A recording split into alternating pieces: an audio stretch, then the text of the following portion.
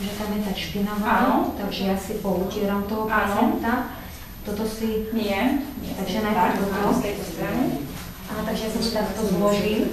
Čo najviac pod ňou. Čo najviac. Zoberiete si čistú. Tu si naskladám trochu. Áno. Jednako skladám do harmoniky, alebo... Ale takto opakom. Tým vnútornou časťou dovnútra podložíte.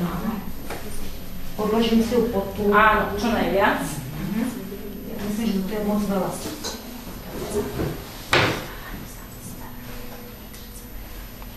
Tak.